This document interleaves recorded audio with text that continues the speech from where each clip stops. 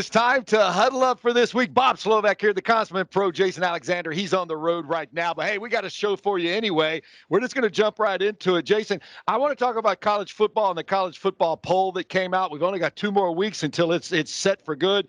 Georgia's number 1, Alabama 2, Oregon up to 3, Ohio State 4, lurking at 5 and 6, Cincinnati still there if something happens. Michigan, who's going to play Ohio State before it's all said and done, they could jump up into it as well. How do you think things are going to kind of mesh out here, Jason? I'm sure hoping that they make the right decision, Bob. We want to see Cincinnati in the playoffs. They've got to get a shot at this deal if they win out, which I think they will. And like I said, that Michigan-Ohio State's going to be kind of an eliminator. And whoever wins that game come down the stretch, I just think they deserve to be in as well. So everything shakes out the last couple of weeks and then the conference championship game. So we're going to see a lot of moving and shaking here over the next few weeks. I'm interested to see what happens when the University of Houston meets up with Cincinnati, because it's going to be in Atlanta. It's going to be on a neutral field. U of H is going to play Memphis on Friday. Cincinnati's still got a couple of games left. I think the U of H could play the spoiler in this whole thing. They could, and that would obviously end Cincinnati's dreams. But I'm looking forward to that game. And you line up the Cougars outside of the top 10 in the country. The Cougars are going to play anybody pretty tough, and even the bigger schools. So they got a lot of talent. I'm anxious to see where they match up against Cincinnati, the old Bearcats, here in a couple of weeks. Yeah, the big loser in the college football poll, since it's still just 4 teams, is going to be the Big 12, because the Big 12 is not going to get close to having a team in. So, yeah, it last week, no, it happens. All right, Rockets 1-13. They've lost 12 in a row. We're going to talk to Adam Spillane here in a little bit, a Rocket insider, to get his insight. But the Rockets, it's too many young players, and the thing about it is, Jason, when I watch the Rockets, it's all those young guys. They're trying to do too much. They're trying to do too much, and they're turning the ball all over the place. They need to get back to more of the fundamentals and basics, I think. I've been more disappointed than anything, I believe, in the turnovers. And, Coach, they've got to drill that in practice a little bit. And I know that's kind of a stock thing to say, but we turn it over a bunch. We're shooting it just awful. I mean, just awful. But KPJ, Jalen Green, they can't shoot the basketball, and I'm not sure what's going on. And even Christian Wood, I want to see him get more aggressive. I'd like to see Wood get a few more touches. But the turnovers have to go down. And even if we're losing games, we've got to be more competitive. Yeah, I can see the frustration on Coach Silas's face, too. He's sitting on the sideline. I'm like feeling for him, because he's a good coach, and hopefully they'll get things ironed out. You got to, it's baby steps, growing pains.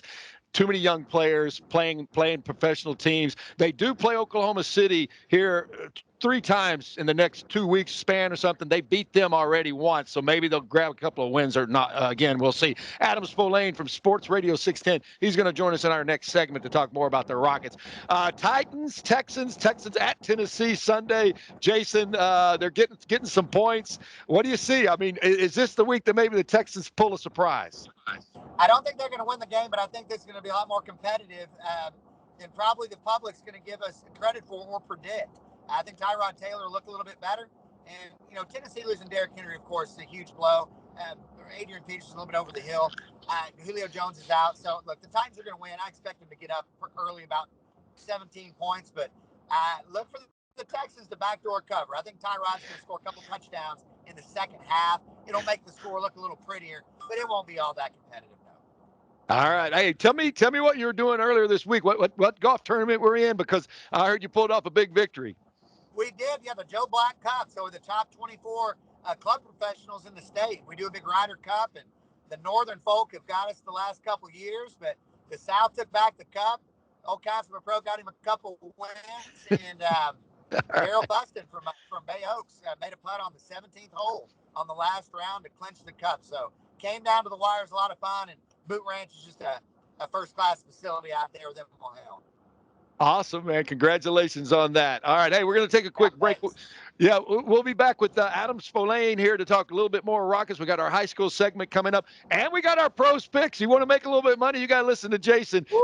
He has been red hot here the last week and a half, so got to get that going. So we'll be back right after this. All right, welcome back to Huddle Up. Bob Slovak with you, the consummate pro, taking a break. We'll be back with the pros picks later in the show. Earlier, I had a chance to talk with Sports Radio 610 Rockets expert Adam Spolane. Rockets not doing very well, but Adam had some answers for us. Joining me now is Sports Radio 610 reporter, but I'm going to build it up a little bigger than reporter. I'm going to say Sports Rockets expert Adam Spolane, and we're here to talk a little bit of Rockets. You know, we hadn't talked a whole lot because the season's not going very well, but you're out there all the time, Adam. Give me the vibe out there. What's going on with the Rockets? It's just very, very young. It's a bunch of guys who are basically learning how to play at the NBA level, and it takes some time, and they're having to go through it. I mean, just they're playing NBA teams. They're playing as difficult a schedule as you can play, and they're learning. They're learning on the fly. I think it's been a little bit more difficult than people thought it would be, though. 1-13 so far, 12 straight losses. And as those losses mount, you can see the frustration in Coach Silas and what's going on. But as you just said, such a young team. Is there any improvement, or is it one step forward, two steps back? It feels like so. They went through a stretch. They had that 5-game road trip where they played the Lakers twice. They played Phoenix. They played Denver. They played the Warriors. And it felt like there was some progress that got made, and then they come back and they play that 3-game homestand, and then you had the game in Memphis on Monday, and it felt like they took more than one step back. It felt like they took multiple steps back. So I think that you have to expect that with young teams. The competition has been very difficult. I mean, you look at this 12-game losing streak. 10 of the teams that they lost to were in the playoffs last year. The two of the teams that weren't, one of them is the Warriors, who I think are 12-2 now. And then you had the Detroit game where that's the game I think they feel like they really should have won. But, I mean, this schedule has been absolutely brutal. It's done them no favors. What I've noticed, too, is I watched the highlights of the games. You got all these young players and just way too many turnovers. And sometimes it looks like these young players, they try to do too much, that they're not really playing together. Yeah, it's you want to make the great play. You're not necessarily satisfied with the good play. You want to try to make the great play, the spectacular play, and I think you got to let the game come. And it's not just the young guys either. You look at the game on Monday, and Daniel Tice is committing 5 turnovers. And I think as you're losing and things aren't going well, then you try and force the issue a little bit more. And that's just not the young guys. I think that's everybody at this point. That's just kind of been the way it's been going the last 12 games. Give me some optimism here. Give me something to feel good about what the Rockets. Give me a nugget. What do you got, Adam? It's hard to really come up with anything. I mean, a 12-game losing streak is a 12-game losing streak. I think that Jalen Green has flashed at times. I think he's shown what he can be, and I mean, he is as athletic as I've ever seen, and it's really fun to watch when he actually gets into some space. The jump shot needs to get a little bit better. Alperen Şengün. He looks like he might be one of the best rookies in the entire draft. I mean, that's the 16th pick in the draft, and he looks like he might be the best player on the team at this point. That's how good he's been. So I think those two, I mean, and that's what this whole season is going to be about. It's all about the guys that they just drafted in the first round. Green has flashed. Şengün has been much more consistent. So I think they have to be very excited about the future of those two guys. Well, I mean, this is a rebuild from all the way through, so we know that. I don't know what the schedule looks like coming up. Who do they have? Do you have it in front of you? Oh, it's Oklahoma City tonight, and then I believe they go to New York and then Boston. So they get – I mean, you don't want to call it a break, but it kind of is a break at least with Oklahoma City. But then you get right back at it with the Knicks, who are very good, and then Boston, who's very good. So they will go through a stretch where they play some lottery teams, but right now it kind of feels like they have to win the game tonight because they don't get any breaks here. I'm pulling it up right now. Let's see. It is. Oh, there's a no. I'm looking at the wrong month. I'm sorry. I'm doing this on the fly here. That's okay. It's Oklahoma City tonight. Then they have a couple of days off. New York on Saturday, Boston on Monday, and then it's Chicago, Charlotte. 2 good teams, yeah, and then you go with a back-to-back against Oklahoma City. So it's a lot of games against Oklahoma City, and those are the games that they need to win. And the Thunder, that's the one team that they have beaten this year. Well, hopefully they'll get a few wins in here. The under-over for victories is 26. My partner, Jason Alexander, he said go over, and I'm like, I don't think they're going to come close to 26 wins this season. No, I think that number, if you did it now, it would probably be in the 17 range, something like that. And I think I'd still go under with it. Yeah, I would too, Adam. All right, Adam, thank you so much for joining us, man. You hang in there with the Rockets. Better days are ahead. We know that. Better days are ahead. Hopefully. Thank you, Bob. All right, thanks for joining us here on Huddle Up. Be safe, my man. You too. Welcome back to Huddle Up. We are ready for a big weekend of high school sports, second weekend of the playoffs. First of all, though, we're going to recognize our high school Huddle Up Spotlight Player of the Week. He is Spring senior receiver Caden Bradley. He had a monster of a game in Spring's victory over the Woodlands in the first round. All right, I'm over here at Spring High School with Spring senior receiver Caden Bradley, who is our Player of the Week. Big numbers last week, 6 catches, 224 yards. 3 touchdowns. What got into you in that game?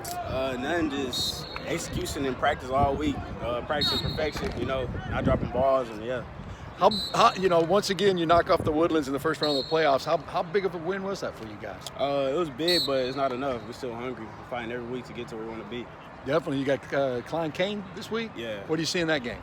We're going to beat them, for sure. Okay, I like the confidence. Now, your brother had a huge game against the Woodlands last year. Yeah. That had to make you feel pretty good to be able to, follow and do it at the same thing. Yeah, it did. It really did. What did he say to you about it? I know y'all talked about it. Congrats, and how, running the family, running the blood. Yeah. Awesome. So you played with him last year. Were y'all trying to keep up with each other, or were you feeding off him? What were y'all doing last year when you were playing together? We would just encourage each other every day. We've been playing with each other since we was kids, so it's like playing catch in the backyard. Yeah. So Coach says you kind of do a little bit of everything out here. You're the punter, the punt returner. Yes, sir. Which one of those do you like better, punting or returning? Punt returner. You like being the punt returner? You like to take it back? Yeah. You got a touchdown yet? Punt return? Nah. Oh, I did. Got called back though, but I'm trying to get one before the season. All right, we'll get it. What's your punting average? Punting average? Yeah. What do you usually? Like 42. That's good. Anything over 40 is good. That's good. So you got anybody talking to you about playing on the next level? Kilgore just offered last night. Abilene Christian offered, and SFA talking to me. I'm a lumberjack, brother. Doesn't hurt to go to Nacogdoches. All right, fun questions real quick. What's your go-to meal, man? What do you like to eat? Red beans and rice with chicken. Yeah. Some cornbread. You're making my mouth water now. You got a favorite sports movie? I can't think of them right now. No? Probably Sandlot. Sandlot, that's a good one. That's a good one. All right, man. Caden Bradley, our Player of the Week. Big game, big win last week against the Woodlands. Looking for another one this week at Klein Kane. Thanks, buddy. Sure. Congratulations to Caden Bradley, Spring senior receiver. Can't wait to see what he does this week in the second week of the playoffs. All right, now let's check in with one of my good friends, Matt Musial from over at KHOU Sports. Matt, he's tied into the high school scene. We break it down that second week of the playoffs. All right, we got my good friend Matt Musial from KHOU joining me now. Matt, how you doing, brother? Hey, buddy. Doing well. Yeah, good to see you. Good to see you, man. I tell people all the time, I go, you're my hero because you've been in the Houston market since 1980. So we're talking 41 years now. It's a pretty good run, man. Well, you got to be a survivor, right? And, yes. Thing about it is, we used to kid around about this because you work long hours, you do this, you do that, and people don't understand what all goes on behind the scenes just to get on TV. And I used to say, how I get over on management that makes me want to do stuff that we don't think's reasonable? I get over on them by enjoying my job. You used to always tell me that. Let's have fun, Bob. Come on, let's have fun. Let's get. Yeah, let's just do it, and keep having fun with it. That's good to hear. Hey, tell me about your high school show you've been doing for a while on Saturday mornings. Well, Inside High School Sports, we actually moved, Bobby, during the pandemic. We moved to Saturday night, and that's been an even better spot for us. You've done high school shows in the past, and you wind up, staying up till 2 a.m., getting everything done, or maybe later.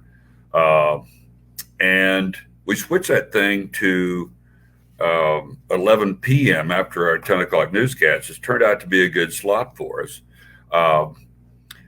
Because we had some changes with CBS Network. They were making requirements of KHOU 11. They wanted to push more of their programming on Saturday mornings. And so it actually worked out. It wasn't our decision, but we moved that thing to 11 p.m. But we still work to the wee hours of Saturday morning. That's just how it goes when the high school highlights and everything come in. But yeah, it's fun to do that show, and it's fun to stay on top of high school football because, as you know, it's the lifeblood of college athletics, and so many of our guys from the Houston area go on to the NFL. Yeah, definitely. And that's why I keep this little high school segment here on Huddle Up, because I love to do it. And we have a player of the week. He was out at spring. One of the receivers had a fabulous game last week. But let's talk about the schedule coming up this week. Okay. And we'll start with that. Spring and Klein-Cain. You know, Spring had the big win over the Woodlands last week. And it's funny, both of those teams, I went out and talked to the Woodlands before that. Both of those teams were so sure they were going to win that matchup. They were so confident. Of course, Spring, man, they made the plays, and they move on to play Klein-Cain now. Well, Bishop Davenport is a fantastic talent. The quarterback there is Spring. I think he's going to Utah State, I believe. You know, it wasn't that I wouldn't call him unheralded because he was on the radar of recruiters, but he went to Utah State, I believe it is, and committed early. And man, he's a great talent. He's a great talent. We did this thing the last couple of summers called Quarterback Challenge. We get the top quarterbacks from the Houston area, and we kind of started it in conjunction with the Inside High School Sports Show, and we run it on social media. And we started it during the pandemic because we were trying to come up with programming. We couldn't, you know, there were no games, and we didn't know what it was going to look like in 2020 when we would start games for high school. And so we came up with this quarterback competition, and it's really turned out to be a good thing. We start airing those on social media here in the next week or so, and the Spring quarterback Bishop was fantastic. We're like, man, this kid is good. This kid is really good. He's so accurate. Let's see how he does. And when the game started, man, he's been fantastic. He is. And I'll tell you, when I first saw him, I had the great opportunity of calling the spring Westfield game last year on Texan Live when he threw the Hail Mary. He threw it 60 yards in the air right to the end zone. It was the most unbelievable play I'd ever called. And so I was well aware of Bishop Davenport. So and then Cardell Williams on the other side. You know, of course, they got Westfield. Westfield got them during the regular season. He's a great quarterback. He's going to Tulsa, dual threat guy. So Westfield's playing Klein Oak this week. Westfield's 11-0. So they are so good. You know, Williams, what does he have? I think he has 35 some touchdowns and 2 interceptions. Wow. And he's run for a half dozen touchdowns. The quarterback play around, you think about Bert Emanuel Jr. We knew him when he was back at Rice, and then he goes on to the NFL, and that's what Ridge Point's is so good. But man, I just love this time of year. We got so many. I love high school football anyway, and as you do, and we got some talent. We're talking about quarterbacks. We're talking about quarterbacks because you got College Park playing Bridgeland. Both those teams are unbelievable quarterbacks. Of course, Bridgeland's got Wegman. You're right about that. The quarterback matchups here in the second round. Here's the matchup that I'm most intrigued by: Stratford against Katy. I mean, Katy, of course, is Katy, but Stratford's got a really, really good team. Yeah, they do, and that's you think we've been going over this because. Once Marshall got knocked off last week, I mean, who figures that's going to happen? Marshall's going to roll, right? If there's one team, we go over this, before the postseason. Well, okay, which teams? We don't need to highlight a certain team very often because we're going to be showing it every week during the playoffs. Well, Marshall gets knocked off. It's Katy, like you say, anything can happen, but Katy's the one team that I said, well, Katy's got to have the best shot. They are loaded. Coach Joseph does such a great job out there, and they are loaded for bear. I was out at their season opener and been watching them throughout, and that's a team to watch. I think, another team that don't sleep on Montgomery. Yeah, I don't know if you paid attention to Montgomery much, but man, the coach's son is a really good quarterback up there, and it's just fun. Balfing is the guy's name. It is fun. Hey, Brock so we both know Coach Joseph very well. He's like one of my best friends in the coaching ranks. Oh my gosh! I called him up last week, 2 weeks ago, because Seth Davis was going to be our player of the week, and so I come out there to talk to Seth. Well, it was raining that day. I mean, it was raining hard, and I started texting him. You know, when I'm driving over there, I'm like, "Hey, I'm a little bit late because it's raining so hard. Are you guys out on the field?" I didn't hear back from him. Well, I get out there. Guess what? They're out on the field. Of course it is. You know, here's another matchup that Atascocita Dickinson. Oh yeah, Atascocita Dickinson. Atascocita loses their great quarterback, Gavin Session. You know, you grew up in the Dallas area. How great Allen High School is. Oh yeah. When you go to Allen and win, yes. Like, oh my gosh, Atascocita is going to be gangbusters. Well, then Gavin Session gets hurt. He's got the knee injury. It's interesting. They just keep hanging in, but they're playing up against Dickinson. And you know, Coach Snelson at Dickinson, he does such a great job out there. I'm fascinated by how that's going to turn out. They've got that quarterback. I love the quarterback out at Dickinson, and I don't know. It's going to be another fun week. I'll tell you that.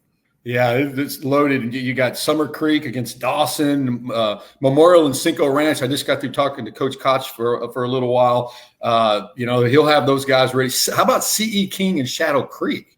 I mean, well, C.E. King has really come on the last couple of seasons.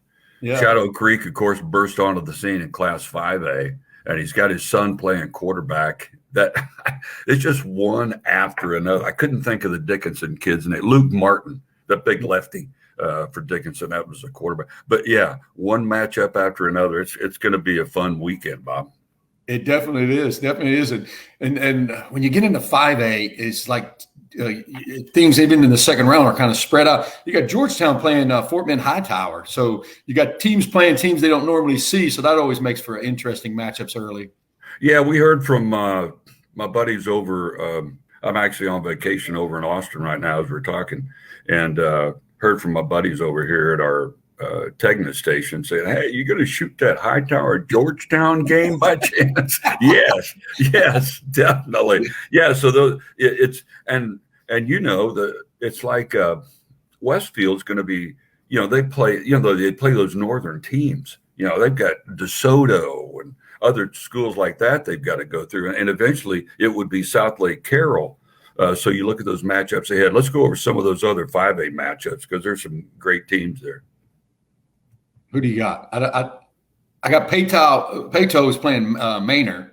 You know, so they're Peyto has just burst onto the scene.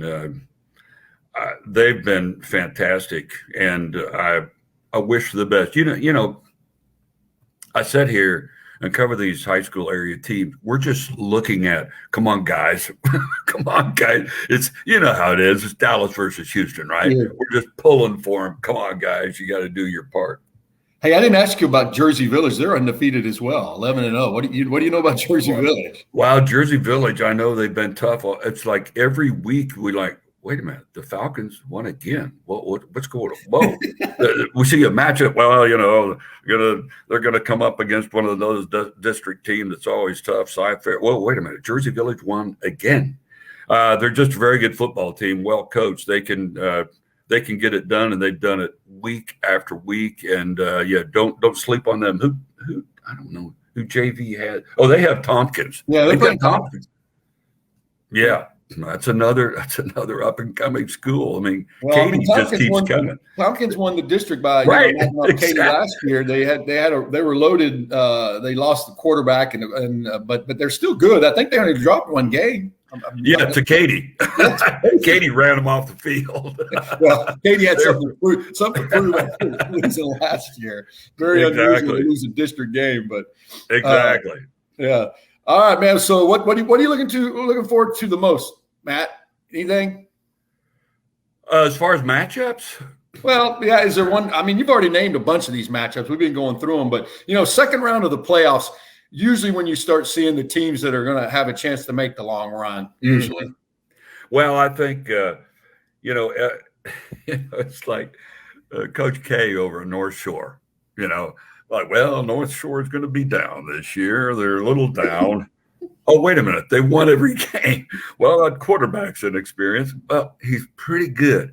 They're not winning games by 4 touchdowns as in the past, but they're winning games. And just watching North Shore, they get better. Coach K, his guys improve all the time. And if you underestimate them, look out. I believe it's Clear Springs they have. They have Clear Springs this week. Clear Springs is good. That's a team I'm watching for. But if there's one that could go all the way, I think it. I hate to say, because every time we say this, something happens. It's like we're talking about Marshall before the playoffs started. They didn't look like a sure thing to get to state, right? If there was one in the Houston area, them and Katy. But Westfield, I really like Westfield and Montgomery. I mean, shoot, I could try to convince you every one of these teams to go to state, because it is true. If Barbers Hill can rise up and down Marshall, Bob, anything's possible. And you know what they did it with? We've covered high school forever, right? The state of Texas, and defense wins championships and all that. But Barbers Hill has had a good offense all season long. I just didn't think that, Marshall has had a standout offense, but their defense was good. But they had a bad defensive night. Barbers Hill was all over them offensively. So again, if you have an explosive offense, anything could happen in these playoffs, and that's fun for fans. Yeah, Coach Westerberg out there at Barbers Hill. That's he's out there. I guarantee you, his team went into that game 5-5, and I'm sure he's preaching. They're overlooking us. He's like, I'm guarantee you they're overlooking us because of our record, and that's a great way of pumping somebody up. And so exactly. Hey, I like this. You've joined the Coach crowd. I used to not be able to grow that when I was on TV every day. So I let it go. I let it go for the holidays. Well, my wife talked me into it during the pandemic, and it's a good look. My bosses don't mind too much. So, that's good. All right, Matt, thanks for joining us, man, and talking some high school sports with us. I would talk about the other sports in Houston, pro sports, but it's not working right now. We could go on. I'm actually about to talk some Rockets, if you can believe that, with somebody else, and we'll see how that goes. But it's like it's just all those teenagers out there, and they. Where's the veteran leadership? Oh, that's right. John Wall's not playing. Not getting enough from Eric. It's tough. I wish Coach Silas the best. He's a great guy. Hey, make sure and tell Jason hi. I sure will. All right, Matt, you enjoy the rest of that vacation over there, man. Good catching up with you, man. All right, buddy. We'll definitely talk again soon. Matt Musial from KHOU. Always good to catch up with Matt Musial from KHOU. All right, we're going to take a quick break. We're going to be back with the consummate pro, Jason Alexander. He's got the pros picks for you. He's going to help you make some money. We'll be right back. All right, welcome back to Huddle Up with Bob Slovak, the consummate pro, Jason Alexander. He's on the road right now, but we've got the pros picks. If you want to make a little bit of money, you got to listen to Jason. We got 4 college plays for you this week. Jason, starting with Texas at West Virginia. Texas getting a 1.5 or so. You like the Longhorns to get off the schneid in this game. I do. I think the public's going to be all over West Virginia. We're going to go Oppo, obviously, after Texas just completely collapsed. And my grandpa always said, there's only one way to go when you hit rock bottom, which the program in Austin, Texas has, unless there's a cellar. So I think Texas will get up off the mat. And look, West Virginia isn't good enough to give anybody points. Texas's roster is still better. If they could clean up a few mistakes, they'll win outright here. Just don't put Hudson Card in. No pick sixes, and Texas wins going away. All right, go with UT on that one. TCU, Kansas, you like the under at 64.5. Why is that? I do. Yeah, Kansas hadn't scored against anybody all year. Jalen Williams, their new quarterback, I absolutely love. But this over-under got super inflated after the Texas game last week. TCU's got a good defense. They have a solid defense, and Kansas won't put up that many points. I expect this to be around a 21-17, 24-17 game. Under hits by 20. Yeah, that was an emotional win for the Jayhawks. They're going to come out a little bit flat in that game. That's just a natural reaction. So we'll see what happens there. Take the under, TCU and Kansas. Wake Forest getting 4.5 against Clemson. You like those Demon Deacons? I think the Demon Deacons is going to be a program-building victory. Clemson's not that good. Their name value and obviously past credentials are carrying them to some bigger spreads. I don't think they've covered but about 2 games this year. I think Wake Forest upsets them. I really do. But we're going to take the 4.5 to be safe. But we're going to ride the Demon Deacons on Saturday afternoon. All right, here's the pros pick of the week, and he gets a big smile when he talks about it. South Alabama taking on Tennessee. Right now, South Alabama, a 4-touchdown underdog. Talk to me about it, Jason. The old Jaguars, I love their quarterback. They play fast. Tennessee's coming. Obviously, that was their Super Bowl last week against Georgia. I think they're going to come out. You're talking about coming out flat. I think they're going to come out a little bit flat. And look for South Alabama. I'm telling you this. We won't be able to get a money line on them because they're not going to offer it. But look for old South Alabama to make this a ball game. They'll cover the 28 and a half easy. Look for it to be a tight game in Tennessee. They're going to be talking about it on SportsCenter on Saturday night. Everybody will be talking about it. All right. There are your 4 plays of the week. Texas, the under on TCU, Kansas, take Wake Forest, and take those Jaguars of South Alabama. All right. That's going to do it for this edition of Huddle Up. I'm Bob Slovak for Jason Alexander, our consummate pro. Y'all have a great week. We'll see you back here next week. Everybody be safe.